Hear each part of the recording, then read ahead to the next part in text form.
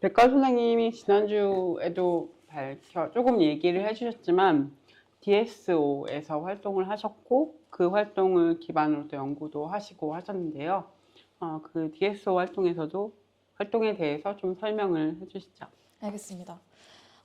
제가 석사 과정에 들어가서 연구를 임선 선생님께 열심히 배우고 어떤 주제로 논문을 써야 될까를 고민하고 있었어요. 근데 당시에 저는 여성과 기술에 관련된 연구를 하고 싶어서 이것저것 막 뒤져봤죠. 뭐 낙태추를 해볼까? 이런 생각도 해봤고 소위 말하는 독성 생리도 해볼까? 이런 생각도 했었는데 기업도 되게 들어가기가 어렵고 그리고 의료 현장은 더 어렵더라고요. 그래서 뭘 해야 될까 생각을 참 오래 하다가 그때 떠오른 게 디지털 성범죄였어요. 그래서 사실 저의 처음 관심을 본격적으로 가지고 여기에 직접적으로 뛰어들게 된 계기는 연구였고 그래서 어디를 찾아가야 될까 하는 고민을 하다가 DSO에다가 연락을 했어요. 근데 저는 연구자로서 한번 여러분을 만나보고 이야기 나눠보고 싶다고 했는데 그 당시 대표셨던 하예나 씨가 너무나 흔쾌히 오세요. 당신도 DSO입니다. 이러는 거예요. 갑자기. 정체성을 한 번에 네. 괜찮네. 그래서 멋있는데? 일단 당황은 했지만 배워야 되겠네요. 당신도 페미문자입니다. 당황은 물어보지 했지만 말고 딱 얘기해줘. 일단 그 정보원과 관계가 원만하면 좋으니까 알았습니다 하고 갔죠. 근데 그날이 마침 그 DSO 활동가들이 처음으로 오프라인에서 모이는 날이었던 거예요. 저는 그게 너무 신선했어요. 당시로서는. 사람들이 서로 이름도 얼굴도 모르는 채로 디지털 성범죄 근절 활동을 하고 있었다고? 이게 우선 저에게는 1차적으로 쇼크였어요. 왜냐면은 디지털 성범죄라고 하는 게 한번 상상을 해보세요. 거기에서 일어나는 일들이라는 게 여성이 그 불법 촬영을 당하거나 근데 그 불법 촬영을 당할 때 모습이라고 하는 게 화장실을 사용하고 있거나 아니면은 짧은 치마를 입은 채로 가고 있는데 그 카메라를 치마 밑으로 넣어서 촬영을 한다든지 아니면은 뭐 성관계 영상이라든지 이런 것들인데 이런 것들만 보인다고 상상하시면 안 되고 저도 모니터링을 해봤지만 정말 그 사람을 비인격화하고 그 사람을 파괴하겠다는 의도를 명백하게 담은 영상들이 많거든요.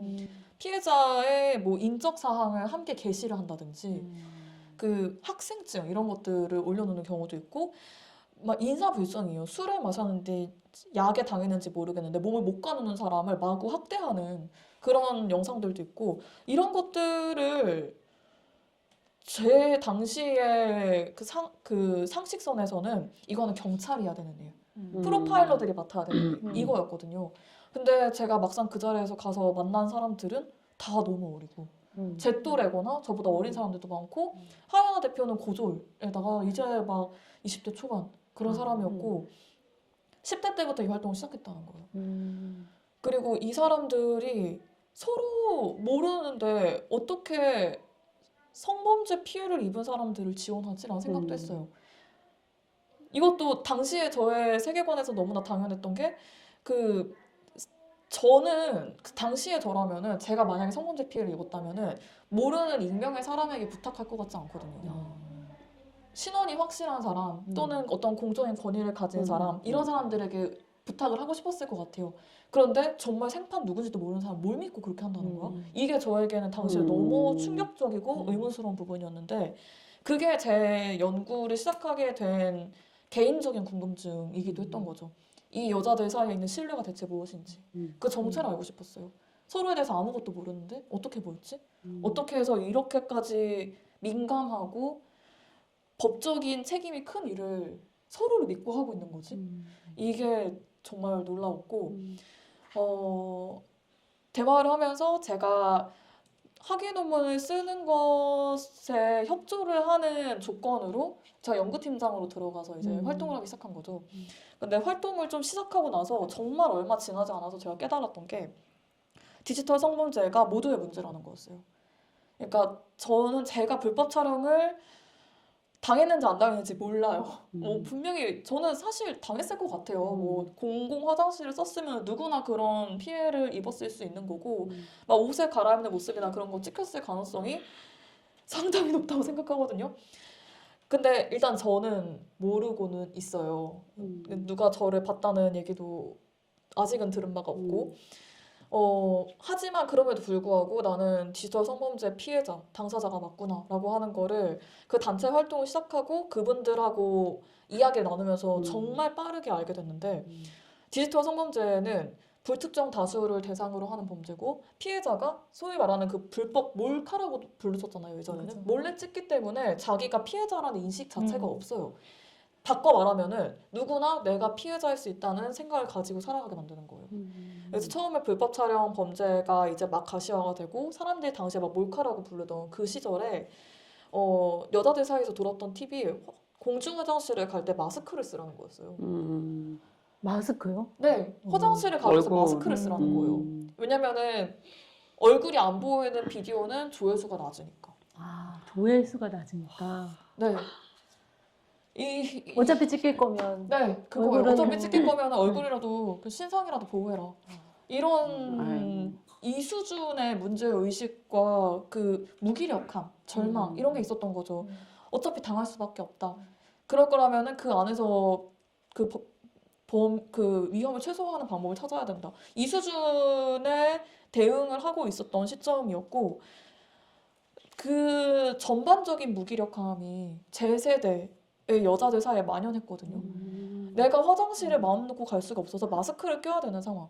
그리고 내 비디오가 어딘가에 돌아다니고 있을 거라고 그냥 가정을 해야 되는 상황. 그리고 당시 소란의 회원수가 100만이 넘었었는데 그 당시 한국 인구가 5,500만 정도였어요. 그러면 이제 단순히 계산 한번 해볼게요. 5,500만 중에서 한국은 여아 간별 낙태 때문에 남성 인구가 좀 많죠. 그럼에도 불구하고 일단 반을 잘라. 2,250만 명. 근데 여기에서 그 인터넷 쓸 줄 모르는 아주 나이 많은 사람과 아주 나이 어린 남자를 잘라. 그럼 이제 이 사이에 있는 사람들. 아무리 보수적으로 잡아도 15명에서 20명 중에 한 명이 소란의 회원인 거예요. 아무리 보수적으로 잡아도. 15명에서 20명 중에 한 명이 소란의 회원이라는 말은 회원가입을 하지 않은 상태에서 그 사이트에 접속한 사람들. 회원가입을 하지 않았지만 그 문화에 익숙한 사람들. 소란넷에서 만들어진 컨텐츠라고 하는 것들을 소비하는 사람들은 훨씬 많다는 뜻이고 그걸 알면서 묵과하는 사람들 너무 많다는 거고 길을 갈 때 나랑 지나치는 하루에 지나치는 수백 명의 사람들 중에서 몇 명은 가해자라는 거죠. 이걸 통해서 발생하는 사회 구성원 전반에 대한 신뢰 하락 이런 게 저 너무 괴로웠어요. 나의 친구들, 나의 학우들, 나를 가르쳐주는 선생님들, 교수님들, 심지어 내 가족들 중에서도 가해자가 있을 수 있다. 나만 그걸 모르는 거야. 이거를 알게 됐어요. 그 소란의 그 디지털 성범죄 DSO는 소란의 폐쇄 운동을 좀 중심으로 했던 곳이었는데 이걸 깨닫고 나니까 아 내가 피해자구나. 지금 이 한국에 만연해 있는 디지털 성범죄에서 자유로운 여자는 아무도 없구나. 당했든 안 당했든 우리의 일상을 이미 제약하고 있고 나의 인간관계를 제약하고 있고 내 자아상과 나의 인간관계상을 왜곡하고 있고 그렇다는 점에서 우리 모두 피해자라는 걸 깨닫고 저는 연구 방법론을 결국에 바꾸게 됐어요. 처음에 저는 참여 관찰을 하려고 했죠.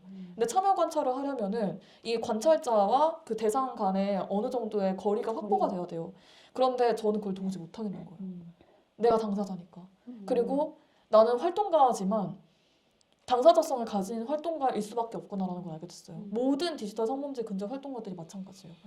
그래서 저는 연구 방법론도 자문화기술지라고 하는 방법론으로 바꿨고요. 그 자문화기술지 방법론을 또 선생님께 배웠었습니다. 네, 명저가 있죠, 명저. 명저가 있어.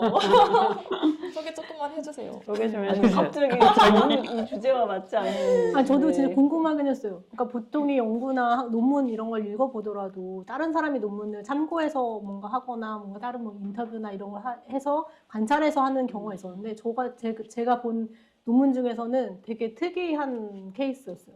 자기가 직접 그 안에 들어가서 활동을 하고 그걸 논문으로 쓴다? 그렇죠. 네. 그 임선 선생님께서는 강남 성형외과에 직접 침투하셔가지고 아, 이거 주제랑 너무 상관없어요. 갑자기 방법론만 네. 간단하게. 뭐 굳이 네. 네, 그렇죠. 연결을 시키자면 방법론 있으니까. 네, 그 백가울 선생님이 쓰신 그 자문화 기술지 이게 오토 에스노그래피를 자문화 기술지나 아니면 자기 민족지 뭐 이렇게도 부르는데요.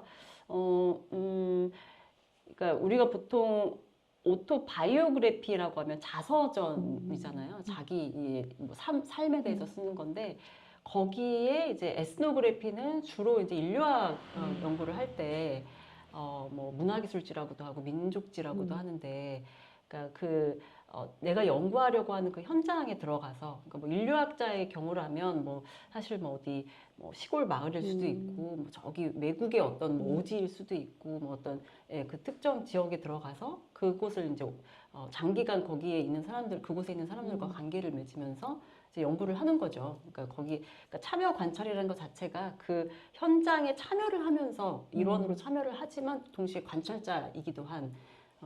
근데 요 두 개를 합친 게 자기 문화 기술지거든요. 합친 거. 네. 그래서 그러니까 막 일종의 자서전과 약간 인류학을 좀 합쳤다? 약간 이런 느낌? 그래서 나를 중심으로 해서 이제 현장을 관찰을 하는 거죠.